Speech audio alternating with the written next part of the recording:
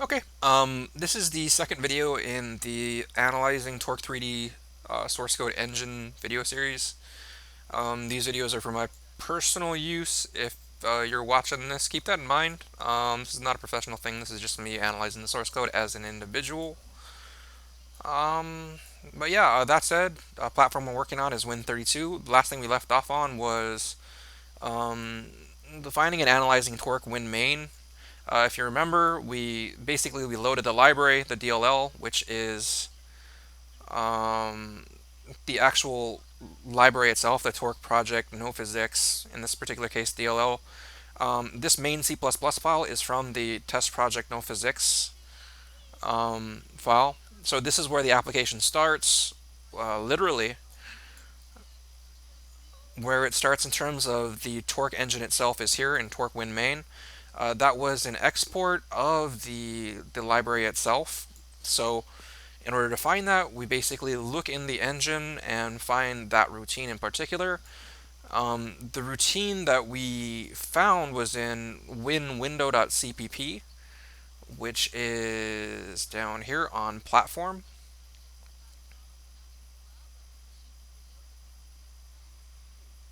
Platform winwindow.cpp. We're going to go ahead and set a breakpoint here on start. This is where the application, in terms of the torque engine itself, is starting. So we're going to get a lot of useful startup information in this simple analysis and run through. So I'm going to go ahead and start it. I got to build it first, I guess.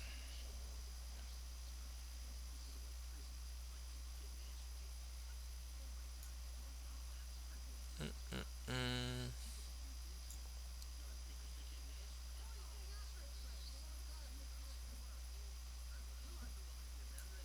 Okay, so it built and then it started it in the debugger. Here you can see. Let's go to just output. This is the debugger output. We can set watches in the future if we need to, but so torque win main here is where we start off. So let's go ahead and step over. So here we create a vector out of argv.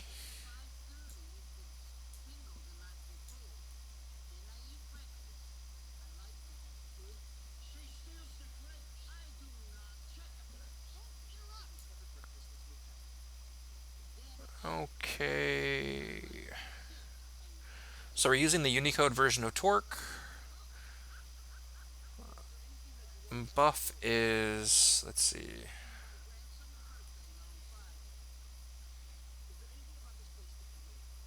That does not look like Unicode. Goodness to me.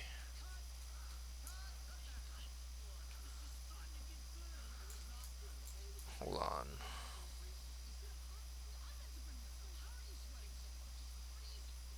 Oh, duh. I'm sorry. This fills it out. This is an out right here. So what's going to happen is um, this will be filled out after I run uh, the step over. So let's step over. So now, as you can see, buff contains the actual binary, the path to the binary itself. So here it's, I mean, I'm not analyzing this code from a security standpoint, but if I was, this would be interesting because it's doing a direct conversion from UTF-16 to UTF-8. But for the sake of these videos, I'm not taking a security perspective on this. I just want to understand it fundamentally. In the future, I might do a security audit of this engine, considering the fact that I'll be using it. But yeah, it just looks kind of interesting. So anyway, if I step past here, I'm pretty sure that um, mm, okay, module name here is a character array. Yeah, so it's gonna fill this out. So let's go step over. As you can see, module name now. Now it's actually filled out to the string value. You can see it as a C string here, whereas it's as a Unicode string here.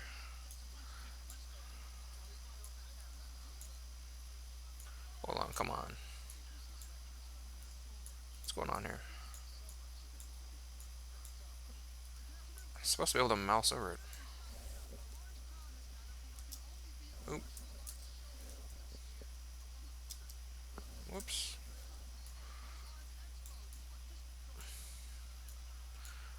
Hmm. It's not showing it for some reason. So does this undefine it or something? Is buff no longer defined?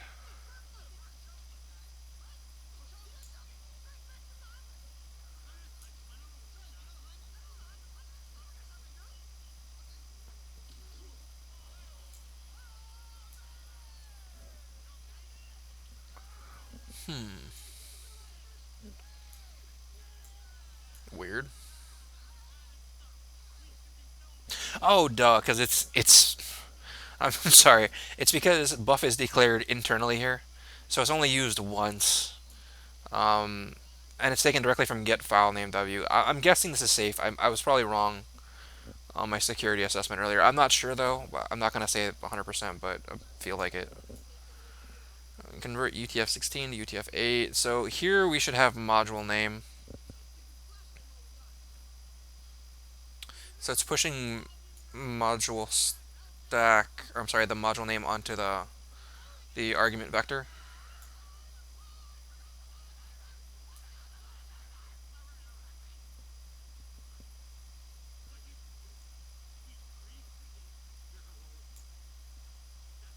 Okay, so let's step.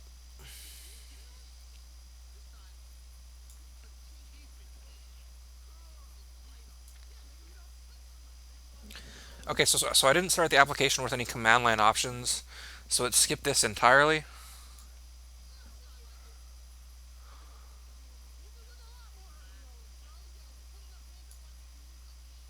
Mm. Oh, okay. So argv, it's just doing what you would imagine an argv to do. It's just setting up an argv as a vector rather than a set of character pointers. Um, so if there are arguments, it'll basically allocate them here, and then it'll stern copy them, with the n, of course, being restrictive. It'll take the word and copy it into arg here, and it'll set the null terminator here and push it right onto the argument vector. So in the future, I'm guessing that argv is going to be a global reference, or at least stored in a structure as a global reference to the actual arguments passed in the application. So when state app instance equals h instance, this is passed in directly from the Windows API. If you remember, here in WinMain h instance here, remember main was from the actual inheriting project, or I guess the main project, whatever you want to call it. You can see that h instance is here. H instance goes directly down here to here, torque win main, which is where we were. So you can see win state app instance is that. Simple enough.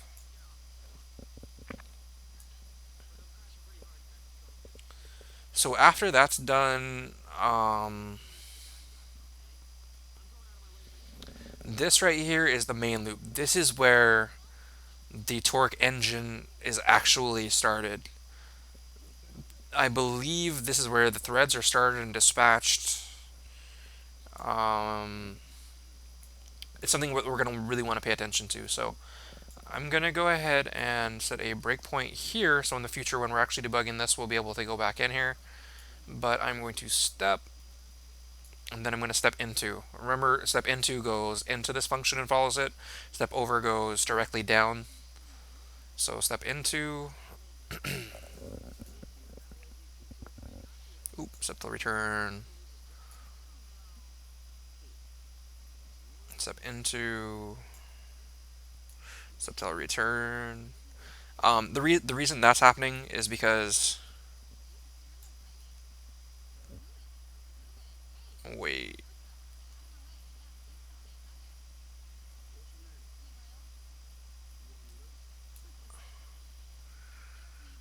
Okay, something happened. Hold on, we're going to stop the application.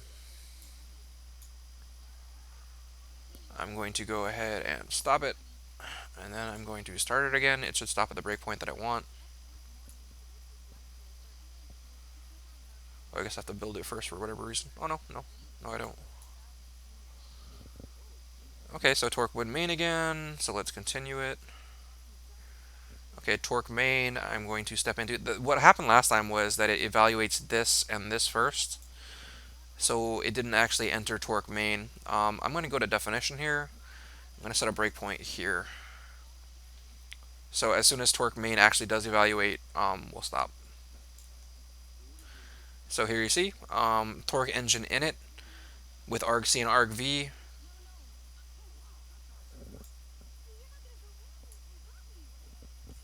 Maybe I was wrong. Why is argc and argv passed in directly like that?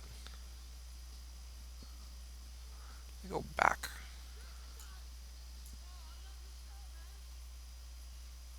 So it's actually passing in the argc and argv. So all that vector nonsense was unnecessary? Because it's passing it in as a set of character pointers. And it's setting the number of character pointers as an integer, which is silly. But I guess let's go to let's step once. So if you remember, the place we were last was the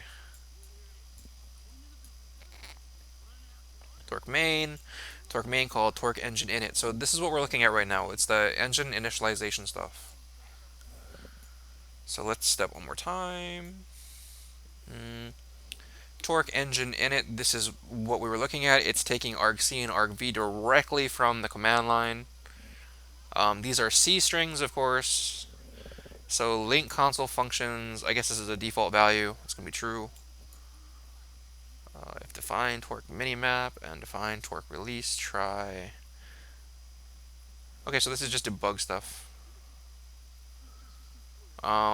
This is if not defined xenon, not defined torque ps3. Okay, so this is required for Windows. Create font init. So this is Mac, don't need that. Standard main loop init. I think this is where the actual main thread is started. Not 100% on that. I'm going to set a breakpoint in case we do enter a threaded model. So step over.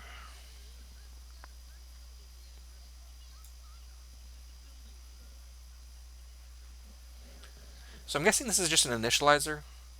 Like it sets up a font library somehow. I want to look at it. Get module handle, get compatible DC, create compatible bitmap. WinFont.cpp. Okay, so by default it uses the Windows fonts. I guess. I think.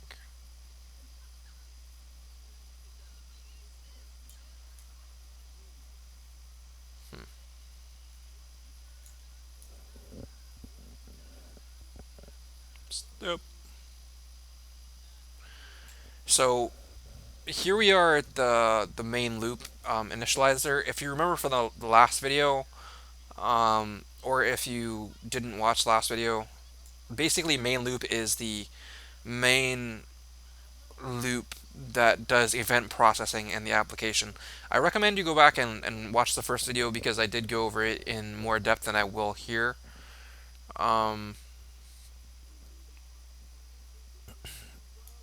Pretty simple though.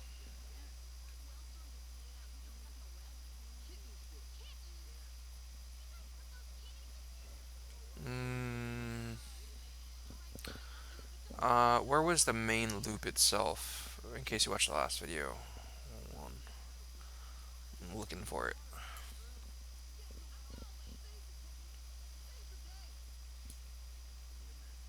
I think this is maybe what we were looking at.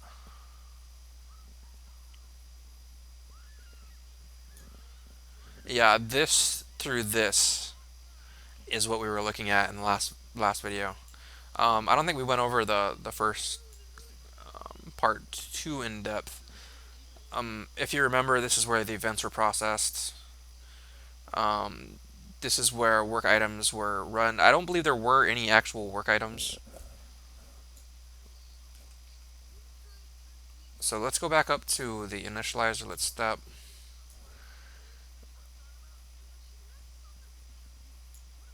So the startup timer. So I guess we are in debug mode. And we have debug guard, memory flag current Alex, set math control state known. Hmm.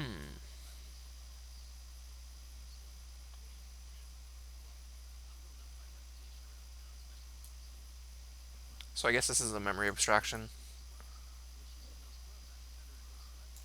Step over. Step over. See, these are all just initializers that are required for the engine to run. Set math control state known. Well, I'm gonna step into that. I want to see what that is.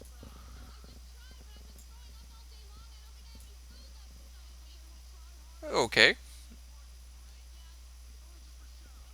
Is this in here? When math ASM? I didn't realize there was an assembly component. Interesting.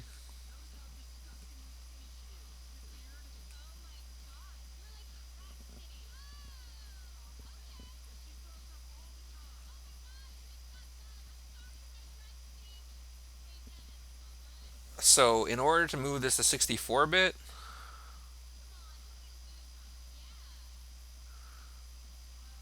might have to have a look in here.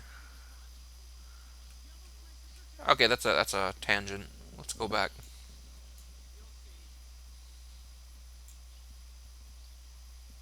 So this is some assembly that I'm not sure exactly what it does. Okay, we'll have to go back and look at that later. I'm not sure exactly what that assembly does, but that's an omission of my deficiencies. Step.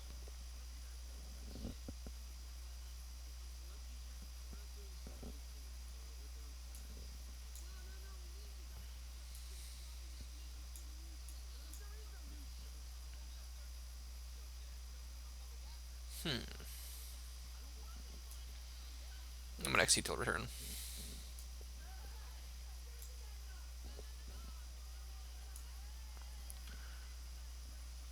Okay, asserts what should be created first. So this is probably something we're gonna want to look at. So I'm gonna go ahead and step into that.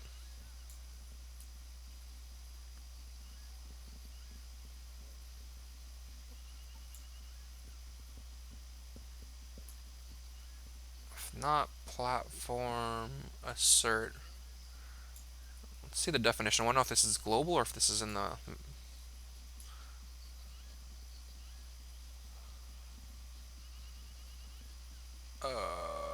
platform asset.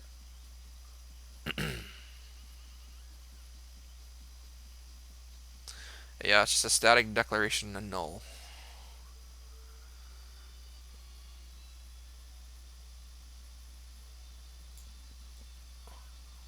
Okay.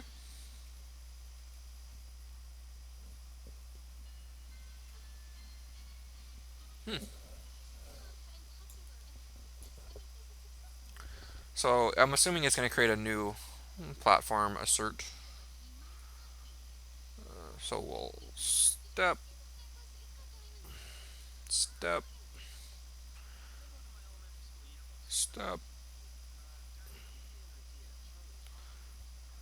new. Okay, this is Windows code. We don't want anything to do with this.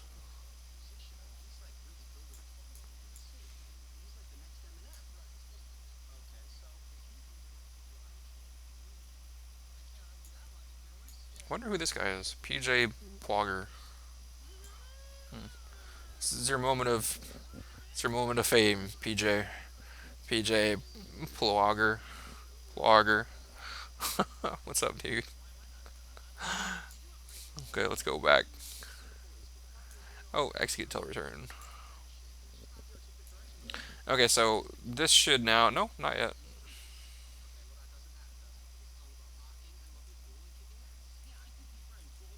Hold on, let's go to the definition. Okay, so it's just creating a new one of these. It's just the constructor. Should have known that right off the bat. Okay, so instead of having a normal constructor, it just has a create, which assigns in the class a new one of these. So it's step, and voila, we have a new object.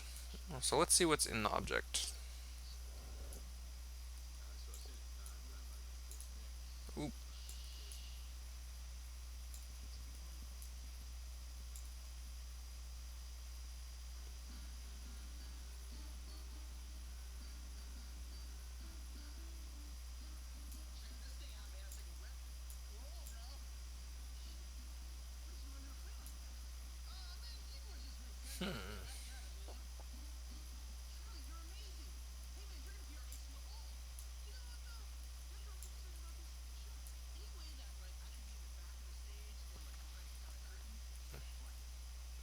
come on.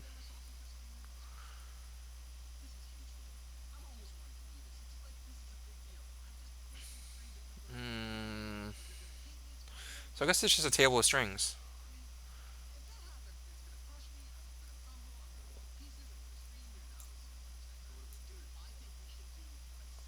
So vector deleting destructor process. See, vector deleting destructor. That's kind of weird. Process display message box. Hmm.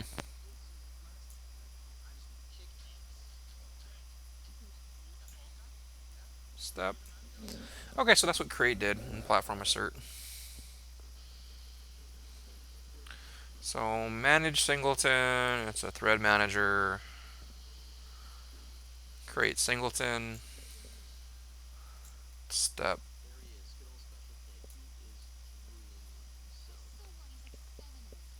Let's see what this is all about.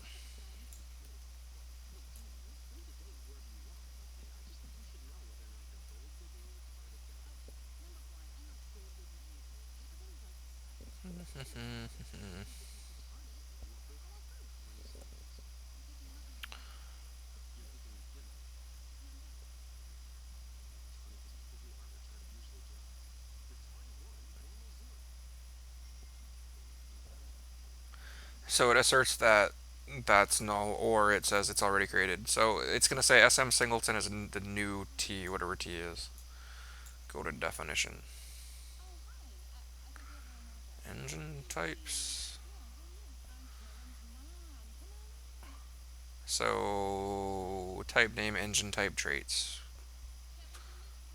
Engine type traits, whatever X is. So T is going to be. Come on, go back. It's not going to have a type name? Weird.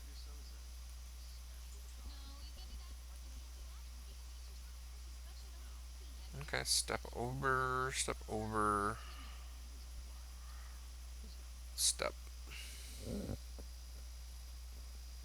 Okay, so this is where we initialize the frame allocator. So let's say the frame size. Let's see what this is. See comments in torque config.h. So torque config.h is right there.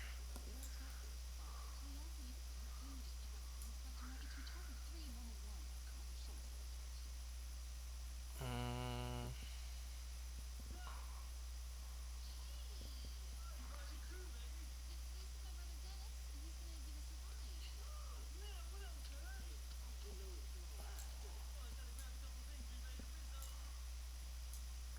so torque frame size.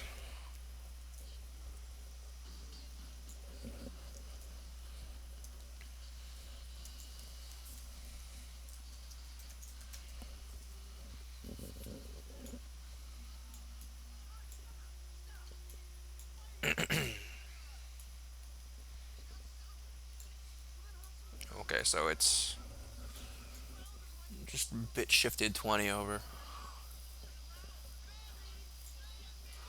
What's the actual value? I don't know the actual value. Hold on. Whoops. Go back. Back.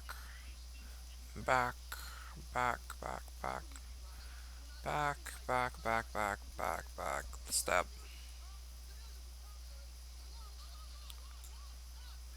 So this is what it actually is. 1667 or 167777216.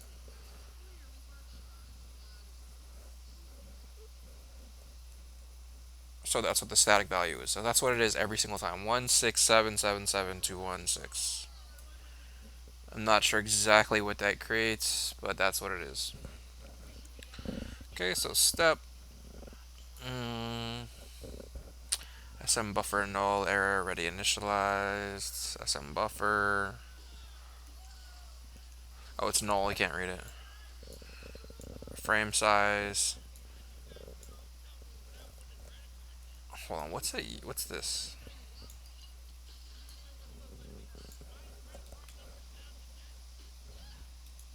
Okay, so that's just an unsigned character. So that's just an 8-bit value. So it's just creating a buffer that big.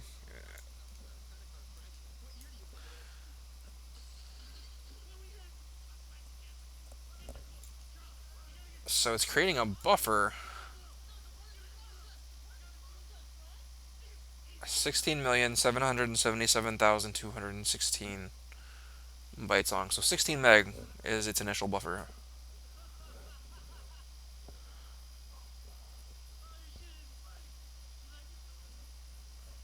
Hmm.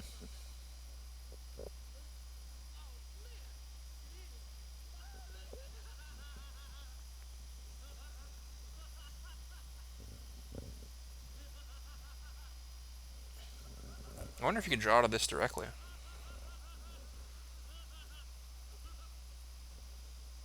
That's all it is 16 megs worth of bits.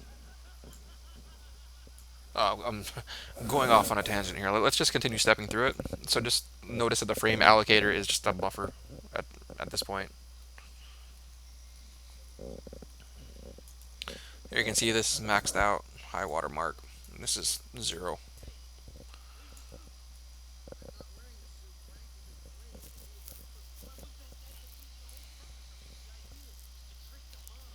Okay, so now we've initiated the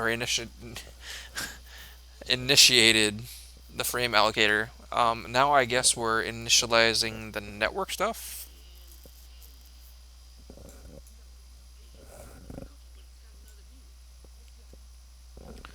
I'm not going to step over, I'm going to step into it.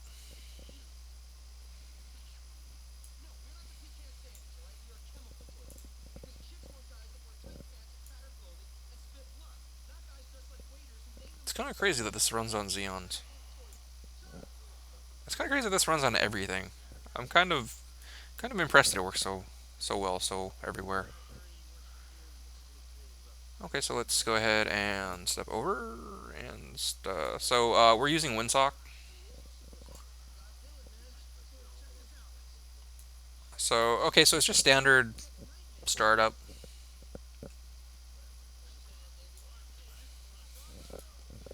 It's kind of funny it uses though. Kind of looks like Perl almost,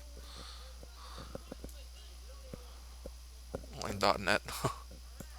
um, yeah, so it just does an assertion here, make sure that it can start up the engine. I don't know what this flag is particularly. I'm guessing just a mask. Mm, da, da, da. Hold on, I want to see what's in the structure.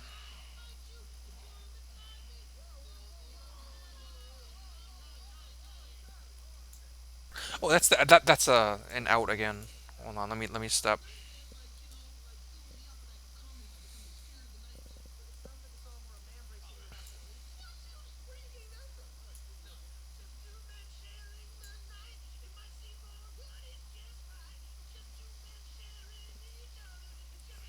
Is it just not stored or something? I think this is a Windows. Yeah, this is a Windows function. I guess they're just not saving the startup data.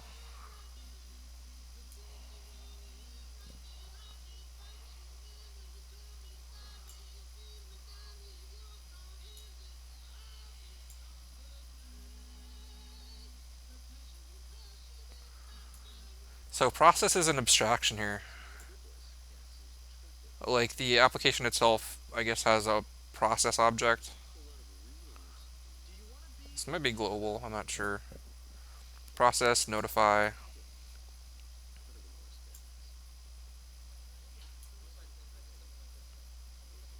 I'm gonna step.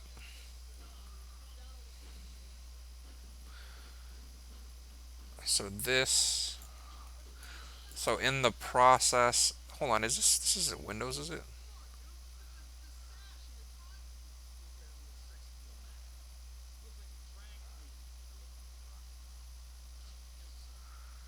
Yeah, no, this is in the engine itself. This almost looks like it was stolen. It just has that neat look. It just instinctively looks stolen to me. I'm not sure though.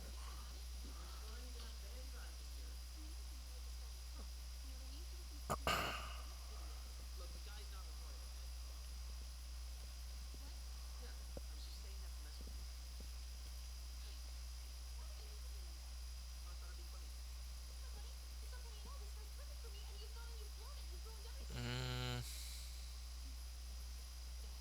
I'm gonna stop. Till return. Order.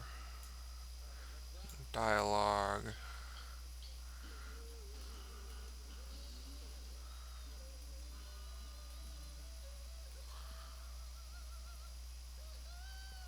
Dear God. At first glance, this is kind of terrifying.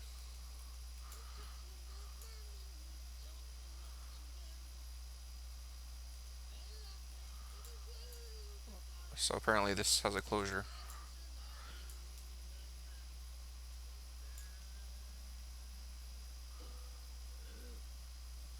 Hmm. Notify dialog and order.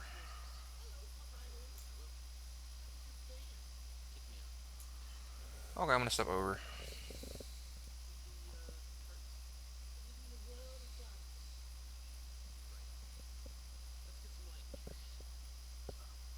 Okay, here we exit. Then that. So this just prepares the process for using the Windows network, or the Windows Network API. Sorry. And I'm guessing this is just notifying the process that the application is ready for networking. I'm not sure 100% on that. I haven't analyzed it sufficiently, but that's my guess. It's just notifying the process object that networking is good. So step over. Let me check my email. Okay, we're good. Um, hmm. Okay, so we're gonna step over this. It's gonna go down to here, hopefully. It's creating a string table. I don't think that's necessary to. You know what? Maybe that is something. Let's just go ahead and look at it.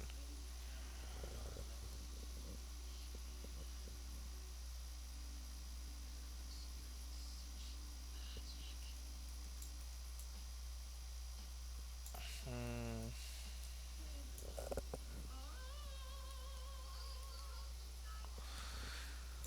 So this was created sometime before this, I guess.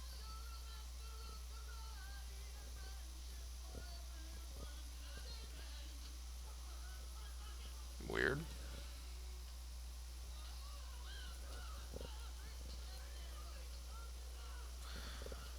Okay, so here's where we initialize the console. Hold on, let's go back up here. Line 208. I want to look at the constructor for this class. Hold on. Line 208. 208.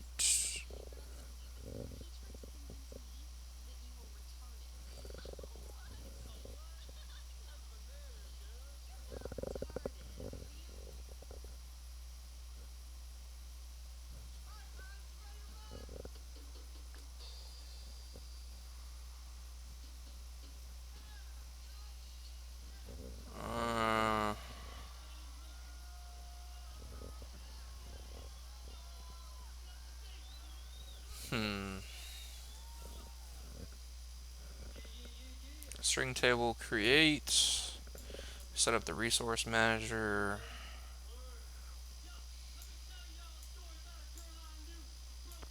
That's step.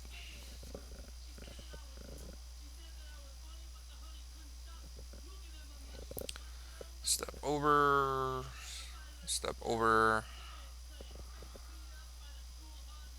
Active log file name. New log file. Warn undefined script variables.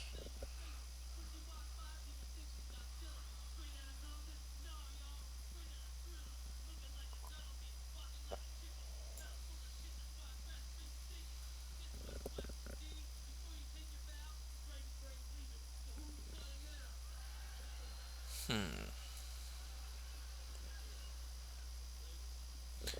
So the console has the capacity to parse scripts, I'm assuming. This is a macro to, I guess, add a parser. Well, this code has a lot of this dynamic code kind of embedded. So compiler, add console parser. What's the extension? Or prefix get current file. Okay. Prefix get current line. Prefix parse. Prefix restart. Prefix set scan buffer. Then def. Hmm. So it just adds that to the code.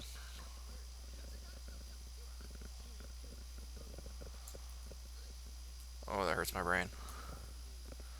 Okay, console base type initialize. Abstract class rep initialize. Step. Step. Step.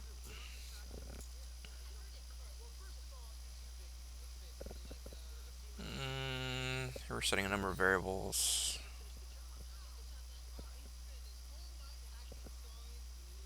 Mm, hmm.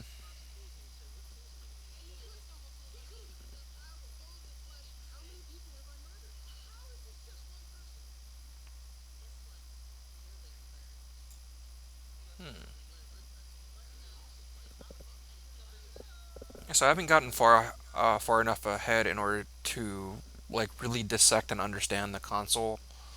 So this is gonna be kind of vague as far as my explanation goes. I mean, I've never read this before, so uh, I'm kind of going with the flow. But if I was a guessing man, and I am a guessing man, I would say that these are variables that can be accessed in the console itself. So this is the scope, this is the variable name, and this is the value. So it would be adding a variable. Here we add, in this scope, this variable name, these values. So if I go to definition, name type pointer usage. So let's go back.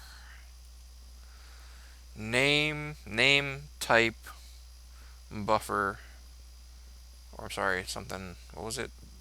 Pointer usage. Okay, yeah, so it is. So type bool, type real string, type sign32 integer. S32 in this application is sign32-bit integer. Add variable, conf file, type string, current file.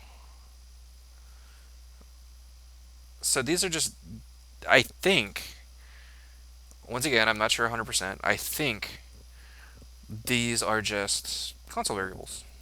It's just setting them up. And here we have another notify event, I guess stating that it's ready.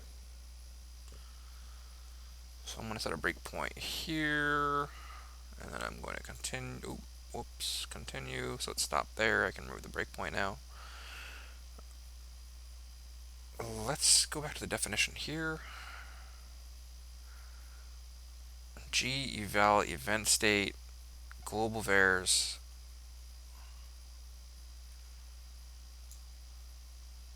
Oop.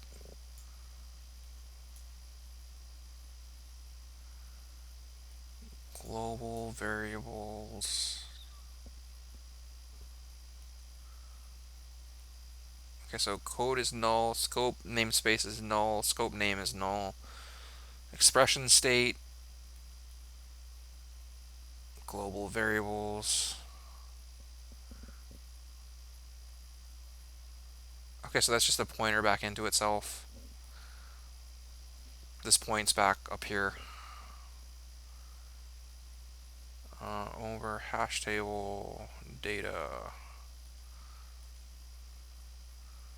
chunker owner. Okay, that's the okay.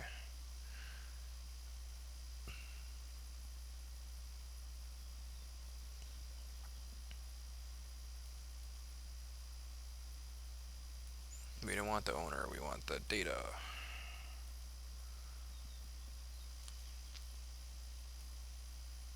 Hmm. Is there a first? Want hash table chunker. So I'm trying to navigate this.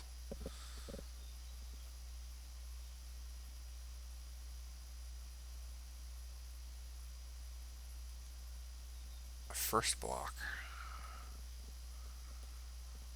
Okay, so the first block is filled with debugging nonsense.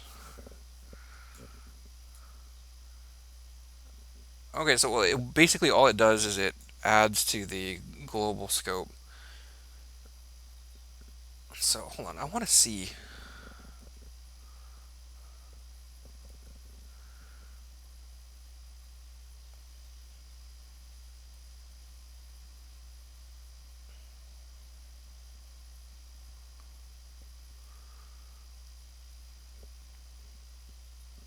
So this is global. So everywhere you go in the application, this should be available for you.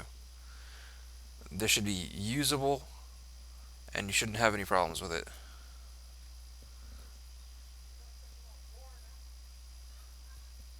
What the fuck is that?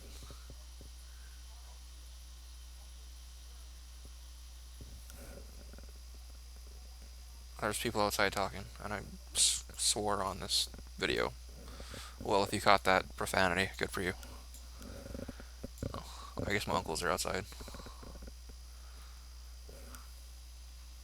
Uh, okay, so yeah, like I said, this is always going to be available to us, I believe. Let's go look at let's see the definition. Oh, whoops, wrong button. Look for definition, and there we go. Console.cpp in global scope, G eval event state.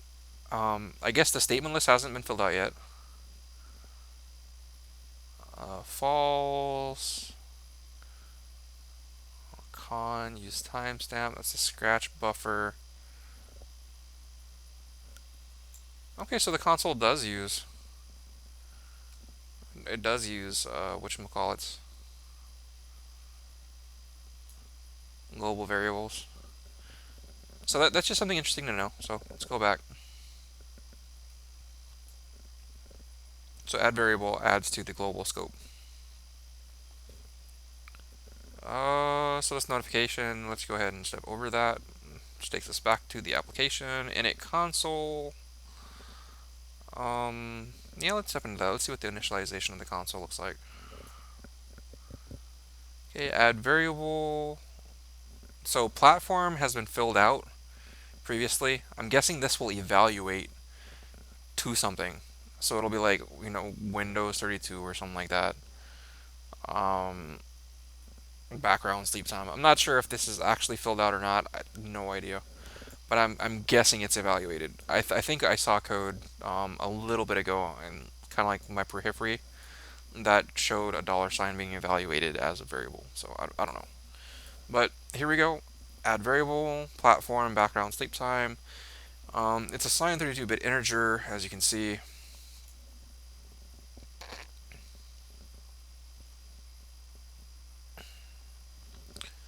Controls processor time usage when a game window is out of focus, when a game is in focus. So these two,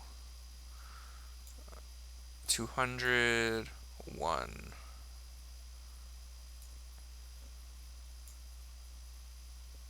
So I guess it just sleeps a lot when the window isn't in focus. This is good. This means that when a window isn't in focus, it's not going to hog, CPU resources where it unnecessarily would need to otherwise. So step, step, step. Okay, so that's simple. Net string table create. Let's step into that, see what that's all about. Mm, step, step, step. Now what is this? Net string table, hash table. Okay, so these are all allocated to 0. What type is it? Oh, I don't know. Allocators, a table itself, pretty much empty, error reading characters of string. That makes sense because this is all debug, it just hasn't been allocated yet. That makes sense, okay. Oh, step back. So we did this, and now we were down here. This isn't run, of course. Okay, platform fs, install file systems, install all drives for now until we have everything using the volume stuff. Mm. So let's see what this is all about. I'm gonna not step over, but step into. Okay, win volume. So first thing we got is a buffer filled with garbage. Set error mode. So here we get the logical drives, volume. 5A while mask, and 1.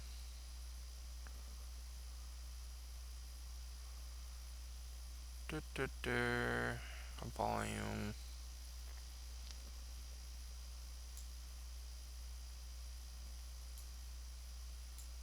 This seems weird. I know this is a Windows API routine, but okay, get logical drive. So the mask is 60. The drive is a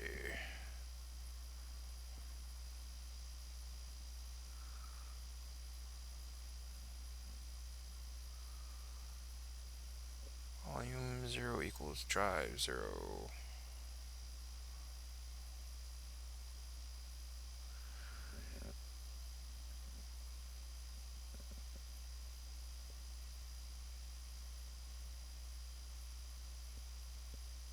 So does it? It just goes A, B, C.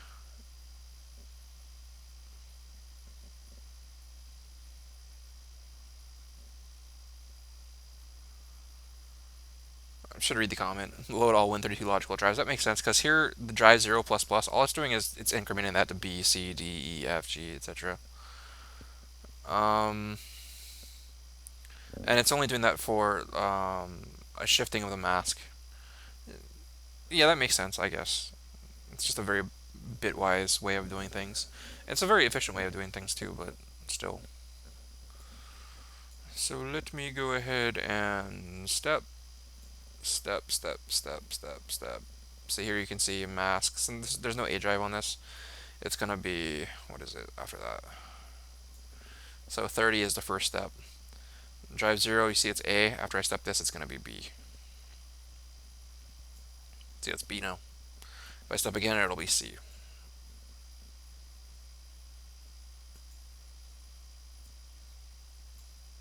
See, if I set a breakpoint here, and I just play it, be D.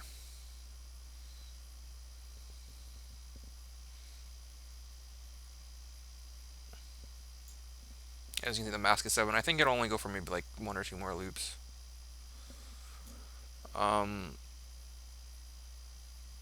Let's go ahead and step it, step it. So here we have mask, I guess D, which is where we're at right now. This is actually where it exists on the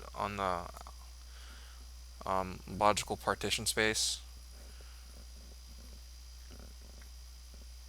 So of course it would actually try to mount this. Volume drive, platform, mount drive, platform, create native fs. I should look at this. Go to definition. New Win32 file system. Open definition. Win32 file system. Change notifier. Open definition. Change on vector set association.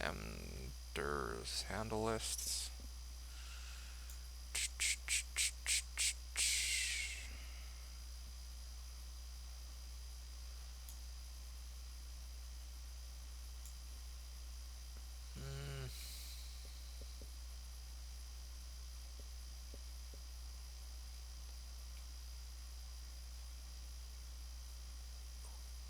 Yoicks.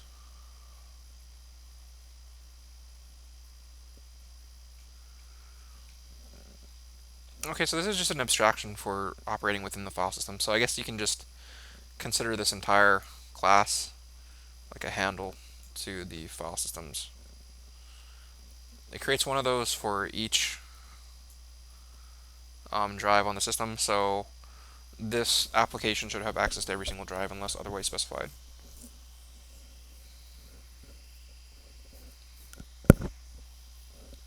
So if I was going to lock down the application,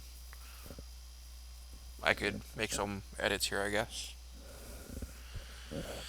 So step over, step over, step over, step over, step over. It should do this for every single letter of the dictionary. As you can see, drive here is E. Is the mask 0 yet? No, it's 1. It'll go all the way to F.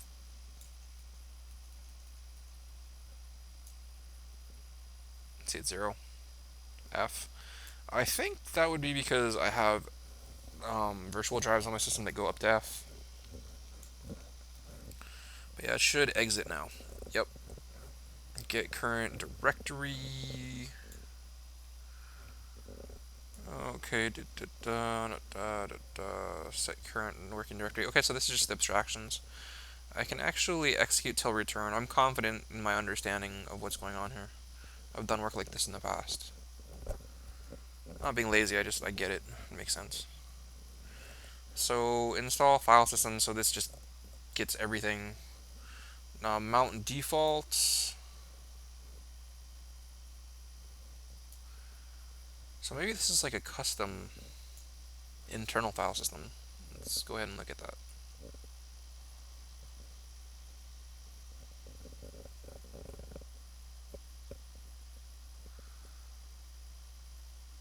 So, I guess we can mount a file system. They can have it be recognized internally. So if I mount like the game, well, let me see if I got this. Data. I can see all that stuff in my D directory. Well, am I exposing anything? Nope. Torque 3D. My projects. I'm guessing it's this. I'm guessing it just opens this from the current directory and it considers it a mount.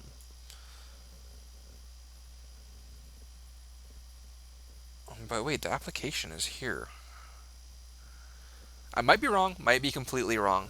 Don't take that as canon.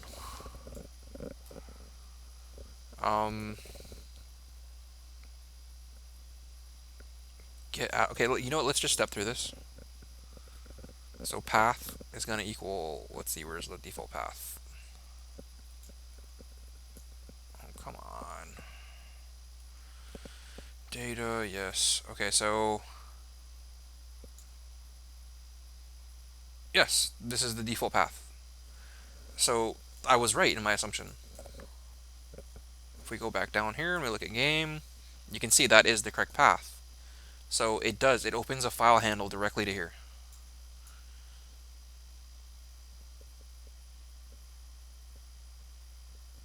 So I want to see what it actually does to create the file system. So let's step into.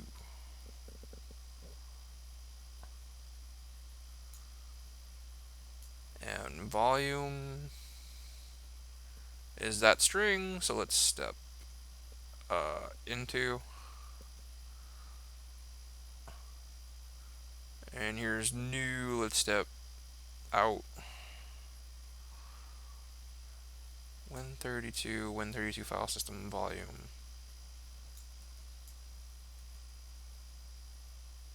Okay, so this is just.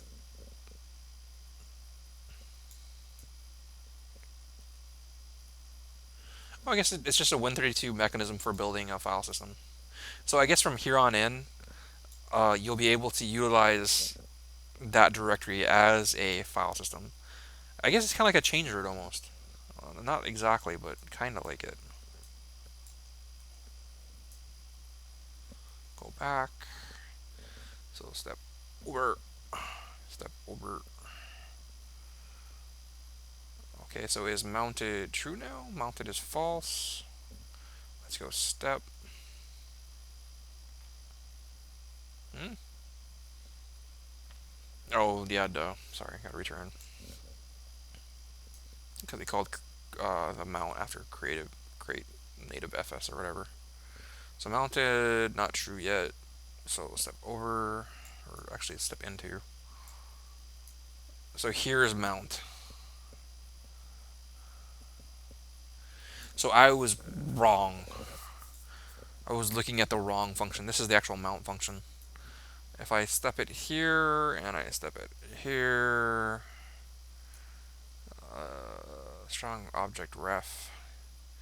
I'm not sure about this ref base system. I'm not sure how it works. This is something I want to look at in the future. But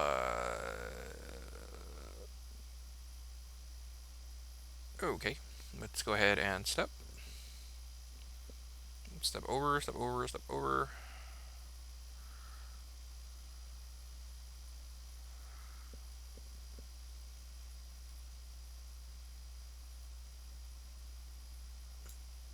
Is mounted true now? No, not yet.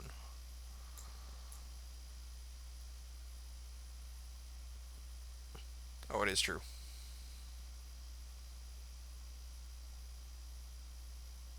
Hmm.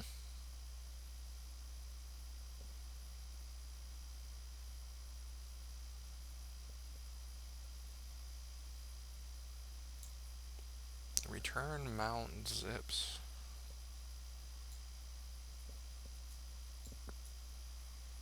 Okay, step.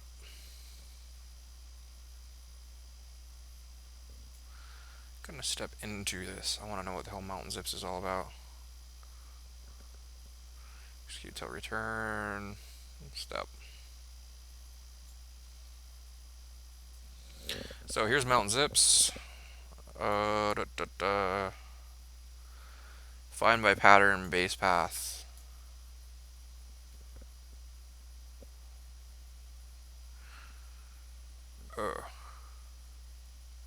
Root is going to be game, I guess, right? Yeah, game. So the root is game. So in that directory, it'll search for every single zip that could possibly be there.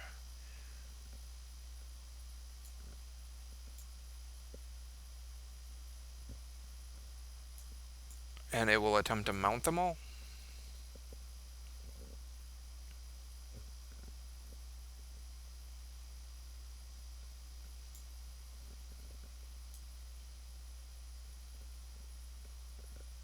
Hmm.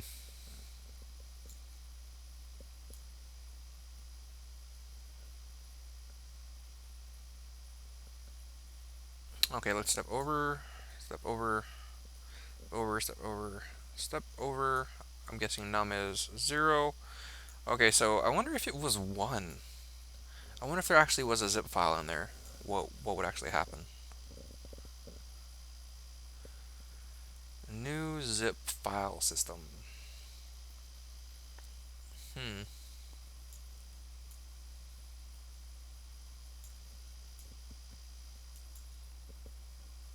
That is interesting.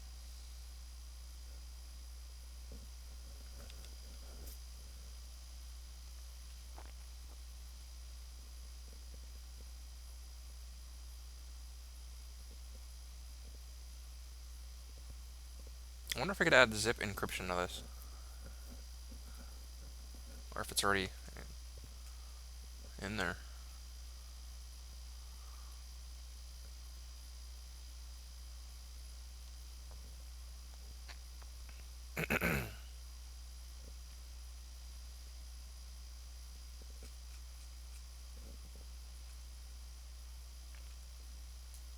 Sorry, I was just thinking about copy protection.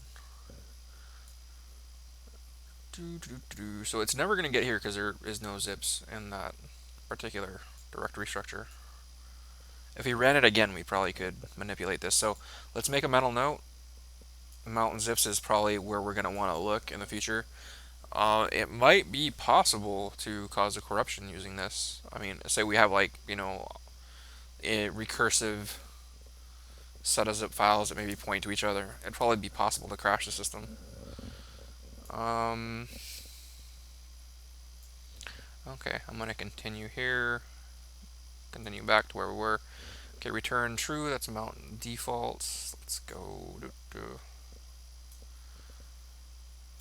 current working directory to game. That's fine. Set current directory. That's fine. Processor init, math init, platform init, redbook init, platform init console. Initialize system. Okay, I was kind of hoping to be able to skip a little bit, but this is all really important core stuff, so I'm not gonna actually skip it. We're gonna go through all of this in depth in the next video, however, because as in the first video, I have to use the bathroom, and that is something that needs to be addressed. So, goodbye me, or who else is listening to this. I know I learned something.